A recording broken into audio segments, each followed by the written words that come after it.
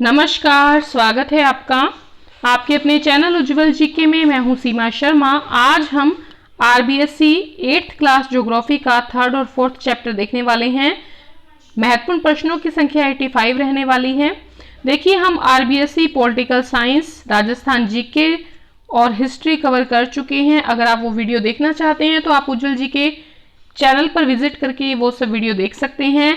और 6th और 7th class की हम ज्योग्राफी कंप्लीट कर चुके हैं। साथ ही एनसीईआरटी भी यहाँ पर लगातार पढ़ाई जा रही है। तो आप उज्जवल जी के चैनल को सब्सक्राइब कर लें, पास के बेल आइकन को जरूर प्रेस कर लें ताकि नई वीडियो की नोटिफिकेशन आपको समय रहते मिलती रहे। साथ ही अगर आप रीट की तैयारी कर रहे हैं तो रीट से संबंधित 181 वीडियो जो है ओनली एसएसटी की हम जो है करवा चुके हैं और जो नए टॉपिक है वो भी लगातार करवाए जा रहे हैं। तो आप चैनल को जो है विजिट करके ये सारी वीडियो देख सकते हैं। आज जो हम प्रश्न देखने वाले हैं 85 प्रश्न रहेंगे और ये राजस्थान से संबंधित रहेंगे। पहला प्रश्न देखते हैं, आंतरिक अपवाह तंत्र की नदियां हैं। देखिए, आंतरिक अपवाह की जो तंत्र की नदियां हैं राजस्थान में घग्गर है, बाणगंगा है, कांतली, साबी, रूपारेल और मेंढा है। बिगोद यानी कि जो भीलवाड़ा में जो त्रिवेणी संगम है वहां पर कौन सी नदी शामिल है? देखिए, बिगोद में बेड़च, बनास और मेनाल, ये तीनों जो नदियां हैं ये त्रिवेणी संगम में शामिल हैं। अजमेर में गोविंदगढ़ के निकट किन दो धाराओं के मिलने से लूणी का उद्गम हुआ है? तो देखिए, सागरमती और जो सरस्वती नदी है इन दोनों की धाराओं से मिलने से लूणी का उद्गम होता है। कहां से होता है? अजमेर के गोविंदगढ़ के निकट। एशिया की सबसे बड़ी नहर प्रणाली कौन सी है जिसे मरुगंगा भी कहते हैं? इंदिरा गांधी नहर। राज्य में सबसे बड़ा जल ग्रहण क्षेत्र किस नदी का है? सबसे बड़ा जो जल ग्रहण क्षेत्र है वो बनास नदी का है राजस्थान में। जवाई परियोजना कहां पर स्थित है? जवाई परियोजना राजस्थान में पाली में स्थित है। बंगाल की खाड़ी के अपवाह तंत्र में शामिल नदी है। देखिए, बंगाल की खाड़ी का जो अपवाह तंत्र है उसके अंतर्गत शामिल है पार्वती, चंबल, बनास, बेड़च और काली सिंध। साबरमती व माही अपना जल ले जाती हैं। देखिए, अरब सागर में ले जाती हैं साबरमती और जो माही जो उनका जल होता है वो अरब सागर में जाता है। किस नदी का पानी भरतपुर में घना पक्षी राष्ट्रीय उद्यान में नम भूमि का निर्माण करता है? बहुत बार ये प्रश्न पूछा जाता है। तो देखिए, जो बाणगंगा है वो भरतपुर का जो घना पक्षी राष्ट्रीय उद्यान है वहां पर नम भूमि का निर्माण करता है। नर्मदा नहर से किन जिलों को सिंचाई और पेयजल की सुविधा प्राप्त हो रही है? देखिए, नर्मदा नहर से बाड़मेर और जो जालोर का जिला है वहां पर पेयजल की सुविधा जो है और साथ ही सिंचाई की सुविधा प्राप्त हो रही है। इंदिरा गांधी नहर राजस्थान में कहां प्रवेश करती है? तो मसीता वाली हनुमानगढ़ में इंदिरा गांधी नहर जो है वो राजस्थान में प्रवेश करती है। इंदिरा गांधी फीडर नहर की लंबाई कितनी है? इंदिरा गांधी फीडर जो नहर है उसकी लंबाई है 204 किलोमीटर।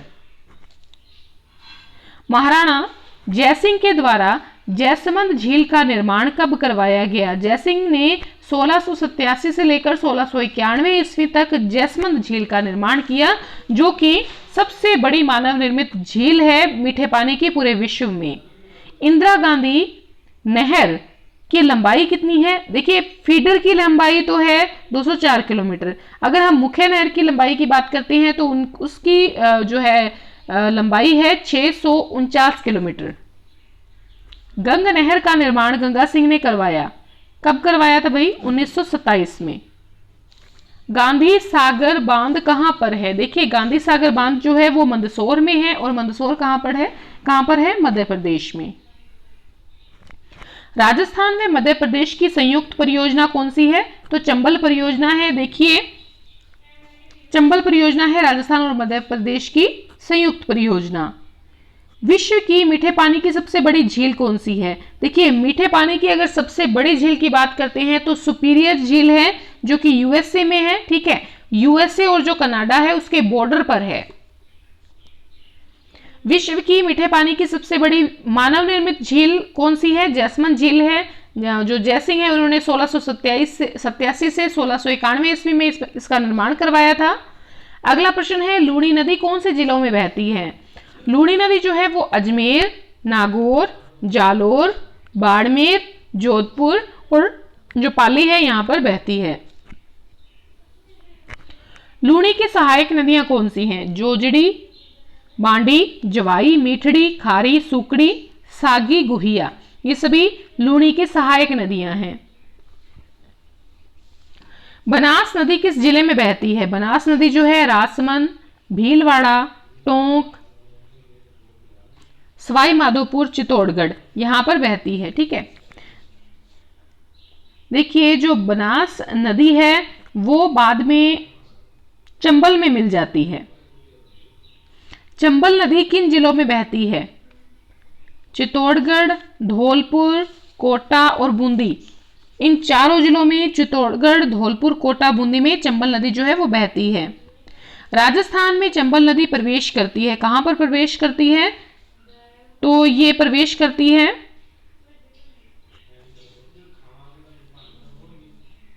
देखिए प्रश्न जो है इसका उत्तर, जो राजस्थान में चंबल नदी है ये प्रवेश करती है चित्तौड़गढ़ से। ठीक है, और जो चंबल नदी है ये किन जिलों में बहती है? चित्तौड़गढ़ में, धौलपुर में, कोटा में, बूंदी में। ठीक है, साथ ही करौली में भी ये बहती है और इसके साथ ही आपके सवाई माधोपुर जो है यहां पर भी चंबल नदी जो है ये बहती है। ठीक है, चित्तौड़गढ़, धौलपुर, कोटा, बूंदी, करौली आपका और सवाई माधोपुर, और ठीक है 6 जिलों में चंबल नदी प्रवेश करती है चित्तौड़गढ़ में। अगला प्रश्न है, राजसमंद जिले में खमनोर की पहाड़ियों से निकलने वाली नदी कौन सी है? बनास नदी जो है वो खमनोर की पहाड़ियों से निकलती है। सोम कमला अंबा परियोजना स्थित है, तो डूंगरपुर जिले में है सोम कमला अंबा परियोजना। लूणी का जल कहां तक मीठा रहता है? लूणी का जल जो है बालोतरा, बाड़मेर तक मीठा रहता है। अगला प्रश्न है, जानापाव की पहाड़ियां कहां पर है? जानापाव की पहाड़ियां एमपी में। ठीक है, इनसे निकलने वाली नदी का उद्गम होता है चंबल। तो जानापाव की पहाड़ियों से किस नदी का उद्गम होता है? चंबल नदी का उद्गम होता है। और जानापाव की पहाड़ियां कहां पर है? मध्य प्रदेश में। पूर्णतः राजस्थान में बहने वाली सबसे लंबी नदी कौन सी है? सबसे लंबी नदी पूर्णतः राजस्थान में बहने वाले की बात करें तो वो बनास है। राजस्थान की औद्योगिक नगरी किसे कहते हैं? राजस्थान की औद्योगिक नगरी कोटा को कहते हैं। मेहंद झील अमरेरू से किस नदी का उद्गम होता है? तो देखिए माही नदी का जो है उद्गम होता है कहां से? मेहंद झील अमरेरू से। अगर हम बात करें मेहंद झील की तो ये कहां पर है? ये एमपी में है, मध्य प्रदेश में। कौन सी नदी चंबल की सहायक नदी है? चंबल की सहायक नदियों की बात करें तो बनास है, कोठारी है, पार्वती है, काली सिंध है, बेड़च है। ये सभी नदियां जो हैं ये चंबल की सहायक नदियां हैं। राजस्थान में माही प्रवेश करती है कहां पर? खांदू नामक स्थान पर प्रवेश करती है। और ये खांदू नामक स्थान कहां पर है? तो ये पड़ता है आपके बांसवाड़ा में। बैराठ पहाड़ी से किस नदी का उद्गम होता है? बैराठ की पहाड़ी से बाणगंगा का उद्गम होता है। और ये जो बाणगंगा है ये कहां पर है? ये जयपुर में, बैराठ पहाड़ियां। ठीक है, अगला प्रश्न है, राजस्थान की आंतरिक प्रवाह की सबसे लंबी नदी कौन सी है? राजस्थान की जो आंतरिक प्रवाह की सबसे लंबी नदी की बात करें तो वो है घग्गर। ठीक है, बनास की सहायक नदी कौन सी है? बनास की सहायक नदियां हैं कोठारी, मोरेल, गंभीरी और खारी। सोम और जाखम किसकी सहायक नदियां हैं? माही की सहायक जो नदियां हैं वो हैं सोम और जाखम नदियां। शिवालिक पहाड़ियों से किस नदी का उद्गम होता है? घग्गर नदी का उद्गम होता है। किसका होता है? घग्गर नदी का उद्गम कहां से होता है? शिवालिक की पहाड़ियों से होता है। राजस्थान की पूर्णतः आंतरिक प्रवाह की सबसे लंबी नदी कौन सी है? पूर्णतः आंतरिक प्रवाह की सबसे लंबी नदी की बात करें तो आपके कांतली नदी आ जाती है। और पूर्णतः राजस्थान में बहने वाली सबसे लंबी की नदी की बात करें तो वो आ जाती है बनास नदी। ठीक है, और अगर राजस्थान की आंतरिक प्रवाह की सबसे लंबी नदी की बात करें तो वो आ जाती है घग्गर। ठीक है, एक बार पुनः सुने, राजस्थान की जो पूर्णतः आंतरिक प्रवाह की सबसे लंबी नदी है वो तो है कांतली। ठीक है, और अगर हम बात करें कि राजस्थान की आंतरिक प्रवाह की सबसे लंबी नदी कौन सी है, वो है घग्गर। और अगर हम बात करें पूर्णतः राजस्थान में बहने वाली सबसे लंबी नदी तो वो होगी बनास नदी।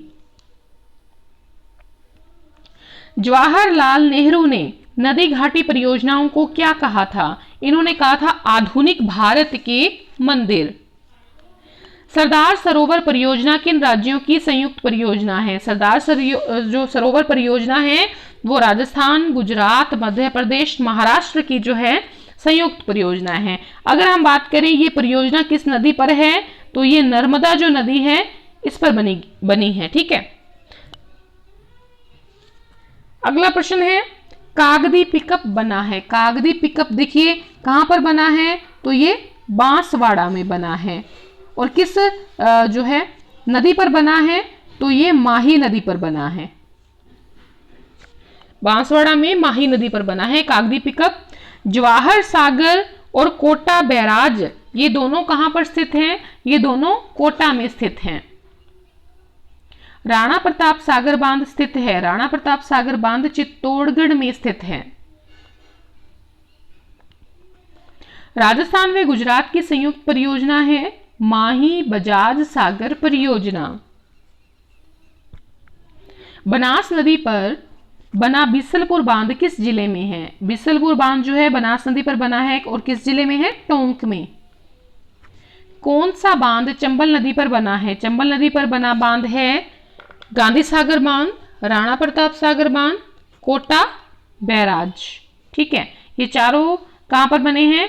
ये चारों चंबल नदी पर बने हैं। अगर हम बात करें जवाहर सागर और कोटा बैराज की, तो ये दोनों बने हैं कोटा में। राणा प्रताप सागर की बात करें तो ये चित्तौड़गढ़ में। ठीक है, चलिए अगला प्रश्न देखते हैं। बनास की लंबाई कितनी है? बनास की अगर हम लंबाई की बात करें तो 512 किलोमीटर है। देखिए एक चीज में ध्यान रखिएगा, अगर आपके पास ऑप्शन जो है पेपर में आता है 480 किलोमीटर, ठीक है, और 512 भी है, तो उत्तर सही होगा 512। लेकिन अगर ऑप्शन में 512 नहीं है, मान लीजिए 480 किलोमीटर है, तो आपका उत्तर क्या होगा? बनास की लंबाई का 480 किलोमीटर। लेकिन ये तभी है जब 512 न हो ऑप्शन में। ठीक है, और बिल्कुल सही अगर देखें तो 512 किलोमीटर है बनास की लंबाई। अगला प्रश्न देखते हैं। जाखम परियोजना है, तो देखिए जाखम परियोजना जो है ये प्रतापगढ़ में है।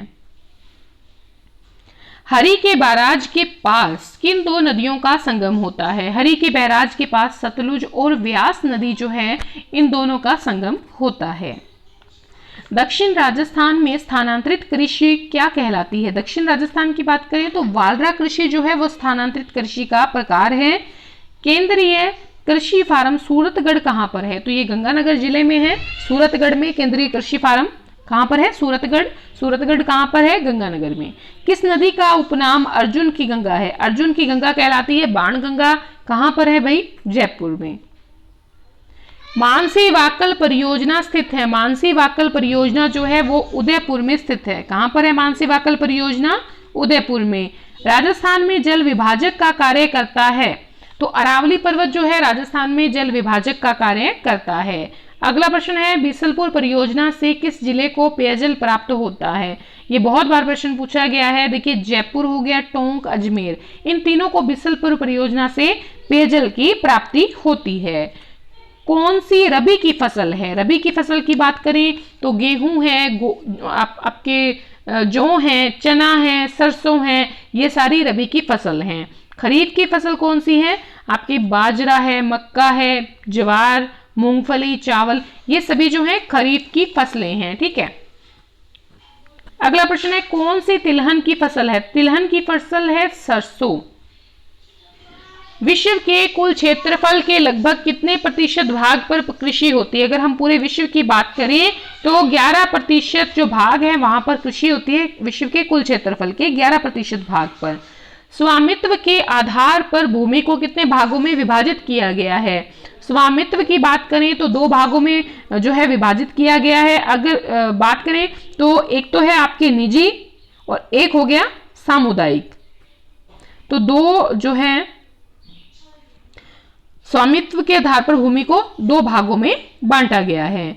दक्षिण पूर्व के हाड़ौती प्रदेश के किस मिट्टी की अधिकता पाई जाती है? हाड़ौती प्रदेश में जो है मध्यम काली मिट्टी की अधिकता जो है वो पाई जाती है। पश्चिमी राजस्थान के थार मरुस्थल में कौन सी मिट्टी पाई जाती है? रेतीली मिट्टी पाई जाती है पश्चिम राजस्थान के थार मरुस्थल में। सरसों बाजरा उत्पादन में राजस्थान का भारत में स्थान है पहला। राजस्थान के उत्तरी पूर्वी मैदान में किस मिट्टी का जमाव जो है अधिक है? राजस्थान के उत्तरी पूर्वी मैदान में जलोढ़ मिट्टी जो है इसका जमाव अधिक है। मिट्टी के निर्माण को प्रभावित करने वाला तत्व कौन सा है? जनक शैलें, जलवायु, उच्चावच, जैविक क्रियाएं और समय। ये सभी मिट्टी के निर्माण को प्रभावित करती हैं। अरावली पर्वतीय प्रदेश में कौन सी मिट्टी पाई जाती है? तो देखिए अरावली पर्वतीय प्रदेश में लाल लोमी मिट्टी और लाल काली मिट्टी। तो देखिए इन दोनों एक ही का नाम है। लाल काली मिट्टी भी इसे कहते हैं, लाल लोमी मिट्टी भी इसे ही कहते हैं। विश्व में सर्वाधिक खाया जाने वाला अनाज कौन सा है? चावल खाया जाता है सबसे ज्यादा। जायद की फसल कौन सी है? रजगा। उसके बाद है फल सब्जी बरसीम। अगला है नहरी क्षेत्रों में किस मिट्टी की अधिकता पाई जाती है? क्षारीय मिट्टी की अधिकता पाई जाती है नहरी क्षेत्रों में। रेशेदार फसलें हैं, रेशेदार फसलें हैं कपास, जूट की फसल। दलहन की फसल कौन सी आ जाती है? चना हो गया, अरहर है, उड़द की दाल है, मूंग है, ये सभी जो है दलहनी फसलें हैं। खाद्य फसलें कौन सी हैं? गेहूं, चावल, बाजरा, मक्का। और तिलहन की फसलें सरसों, मूंगफली, सोयाबीन, तिलहनी फसलें हैं। राष्ट्रीय सरसों अनुसंधान केंद्र सेवर है कहां पर? भरतपुर में। वर्तमान में भारत का सबसे प्रमुख तेल उत्पादक क्षेत्र कौन सा है? बॉम्बे हाई। देखिए ये जितने भी प्रश्न हैं कहीं ना कहीं ये प्रश्न पूछे गए हैं और साथ ही ये 8th क्लास में जो है 3rd 4th चैप्टर में थे, इसीलिए जो है ये सभी प्रश्न आपको देखने को मिल रहे हैं। ठीक है, अगला जो लेसन होगा हमारा वो होगा हमारा अपने 4th हो जाएगा, अब 5th और 6th होगा। ठीक है, गेहूं की फसल के लिए कौन सी मिट्टी उपयुक्त है? गेहूं की फसल के लिए जलोढ़ मिट्टी जो है वो उपयुक्त है। ताजमहल का निर्माण राजस्थान की किस जिले की खान से निकलने वाले संगमरमर से किया गया है? तो जो मकराना की खान है नागौर की, वहां से ताजमहल के निर्माण के लिए पत्थर को संगमरमर जो है वो निकाला गया था। राजस्थान के एकाधिकार वाला खनिज कौन सा है? Wollastonite, jasper. ये दोनों जो है राजस्थान के एकाधिकार वाले खनिज है। इसके अलावा भी हैं। ठीक है, कौन सा लोह धातु का अयस्क है? लोह धातु के अयस्क की बात करें तो देखिए पहले नंबर पे आता है हेमेटाइट, जिसमें सबसे ज्यादा लोह धातु है। ठीक है, फिर है सबसे बढ़िया है ये, फिर है मैग्नेटाइट, फिर लिमोनाइट, फिर सिडेराइट। वाणिज्यिक कृषि कितने प्रकार की होती है? 3 प्रकार की होती है वाणिज्यिक कृषि। एक होती है वाणिज्यिक फसल उत्पादन, मतलब जो व्यापारिक जो होता है। ठीक है, उसके बाद आती है मिश्रित कृषि और फिर तीसरे नंबर पे आती है बागानी कृषि, या जिसको बागाती कृषि भी कहा जाता है। तो वाणिज्यिक कृषि 3 प्रकार की होती है, वाणिज्यिक फसल उत्पादन, मिश्रित कृषि, बागानी या बागाती कृषि। कोयले का प्रकार है, कोयले का प्रकार है लिग्नाइट।